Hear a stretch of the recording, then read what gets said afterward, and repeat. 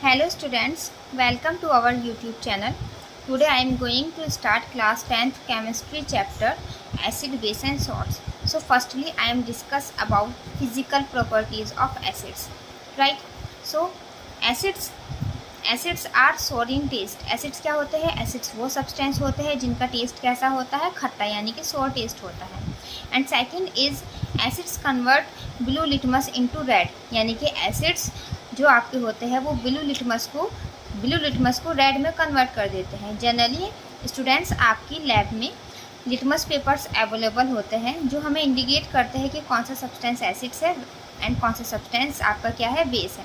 तो अगर आप किसी भी एसिड में ब्लू लिटमस पेपर को डिप करते हो तो उसका कलर जनरली रेड कलर में कन्वर्ट हो जाता है. अच्छा, इस बात को हम कैसे याद रखेंगे?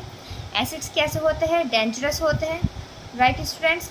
And red colour is also indicate the sign of dangerous, right. So इस तरह से हम इसको याद रखेंगे.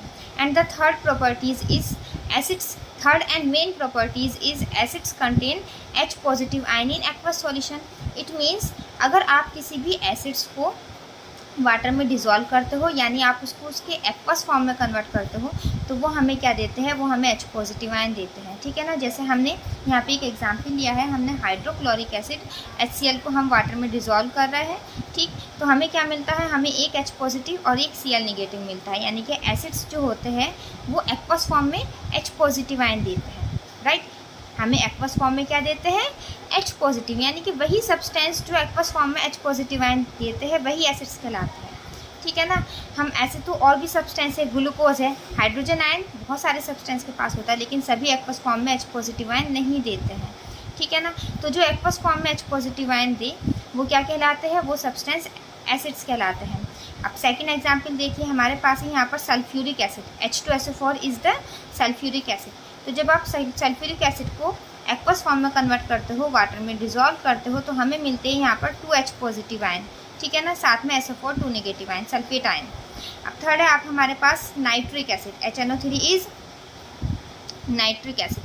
नाइट्रिक एसिड को वाटर में डिज़ोल्व करते हैं तो हमें मिलता है H positive ion and NO3 negative ion. तो आप देखिएगा, आपने नोट किया होगा, हमें यहाँ पर तीनों में क्या मिल रहा है? H पॉजिटिव आयन मिल रहा है. तो ये hydrochloric acid, sulphuric acid and nitric acid, ये तीनों क्या है? एसिड्स हैं, ठीक. एंड अब हम देखते हैं कि एसिड्स के अंदर हम क्या देखते हैं? एसिड्स के अंदर हम निकाल सकते हैं उसकी बेसिसिटी. एसिड्स की बेसिसिटी निकालते हैं और बेस की एसिडिटी निकालते हैं, राइट. तो बेसिसिटी हम कैसे निकालते हैं? तो किसी भी एसिड की अगर हमें बेसिसिटी निकालनी हो तो हम देखते हैं कि वो एसिड कितने H पॉजिटिव आयन दे रहा है. अब जैसे हमने देखा अभी कि हाइड्रोक्लोरिक एसिड ने हमें 1 H पॉजिटिव आयन दिया, यानी इसकी बेसिसिटी है 1. तो हम इसको कैसे लिखेंगे? हम इसको कहेंगे मोनोबेसिक, ठीक है ना. We can say monobasic. अब हमारे पास है यहाँ पर सल्फ्यूरिक एसिड. सल्फ्यूरिक एसिड ने कितने H पॉजिटिव दिए? 2H positive, right. तो ये आपका क्या कहलाएगा? It is a dibasic, right. Nitric acid क्या कहलाएगा? आप खुद बताइए. Nitric acid is monobasic because ये क्या दे रहा है? हमें 1 H पॉजिटिव दे रहा है, ठीक है ना. तो इस तरह से हमने क्या देखा? हम एसिड्स की बेसिसिटी निकाल सकते हैं.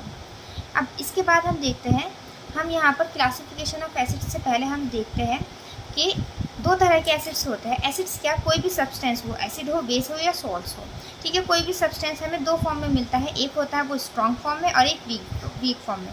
तो पहले हम पढ़ेंगे स्ट्रॉन्ग एसिड्स, फिर हम देखेंगे वीक एसिड्स. स्ट्रॉन्ग एसिड्स क्या होते हैं एंड वीक एसिड्स क्या होते हैं, राइट. सो देखिए स्टूडेंट्स, हमारे पास कोई भी एसिड्स हैं, ठीक है ना. अगर अब एसिड्स को जब भी हम वाटर में डिज़ोल्व करते हैं तो वो अपने आयंस में डिज़ोल्व हो जाता है, आयंस में डिसोशिएट हो जाता है. जैसे हमने देखा यहाँ पर हाइड्रोक्लोरिक एसिड है, हमने इसको वाटर में डिज़ोल्व करा तो हमें क्या मिला? हमें H positive ion and Cl negative ion मिला, यानी ये अपने आयंस में टूट गया, एक कैटायन में और एक एनायन में, आयंस में डिसोशिएट हो गया, ठीक है ना. अब अगर ये डिसोसिएशन कैसा होता है? कम्प्लीटली डिसोसिएशन हो जाए, यानी कि अगर आप किसी भी सब्सटेंस को वाटर में डिज़ोल्व कर रहे हो और वो अपने आयंस में कम्प्लीटली डिज़ोल्व हो जाता है, यानी कि कम्प्लीटली डिसोशिएट हो जाता है, कम्प्लीटली डिसोशिएट, ठीक है. तो अगर आपके पास कोई भी सब्सटेंस हो, आप उसको वाटर में डिज़ोल्व कर रहे हो और वो कम्प्लीटली डिसोशिएट हो जाता है, यानी कि उसका आयंस पूरी तरह से क्या हो रहा है सेपरेट आउट हो रहा है, तो वो कहलाता है हमारा स्ट्रॉन्ग. अब यही अगर हम एसिड के केस में लेंगे तो हम क्या कहेंगे? इसको हम कहेंगे स्ट्रॉन्ग एसिड्स। तो स्ट्रॉन्ग एसिड्स के एग्जांपल्स क्या होते हैं? स्ट्रॉन्ग एसिड्स होते हैं आपके hydrochloric acid, sulphuric acid and nitric acid, जो मैंने अभी ऊपर लिखा है, राइट। ठीक, तो ये तीनों क्या होते हैं, अगर आप इनको वाटर में डिसॉल्व करते हो तो इनके आयंस पूरी तरह सेपरेट आउट हो जाते हैं, ये पूरी तरह से क्या हो जाते हैं, डिसोशिएट हो जाते हैं अपने आयंस में। ये कहलाएंगे हमारे स्ट्रॉन्ग एसिड्स। फिर इसके बाद हमारा नेक्स्ट आता है weak acids. Weak acids. So weak acids क्या होते हैं कि अगर आप किसी भी एसिड्स को वाटर में डिसॉल्व कर रहे हो, वो अपने आयंस में कम्प्लीटली डिसोशिएट नहीं हो रहा है, यानी कि वो पार्शियली डिसोशिएट हो रहा है। यहाँ पर क्या वर्ड यूज़ करेंगे हम? पार्शियली।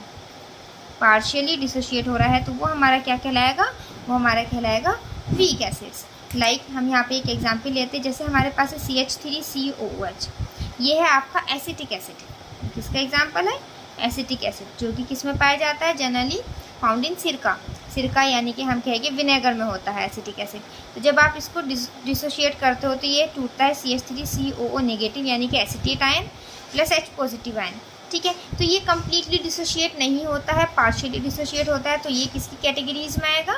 वीक एसिड की कैटेगरीज में आएगा, right. So students, next video में हम पढ़ेंगे classification of acids, right. So thanks for watching.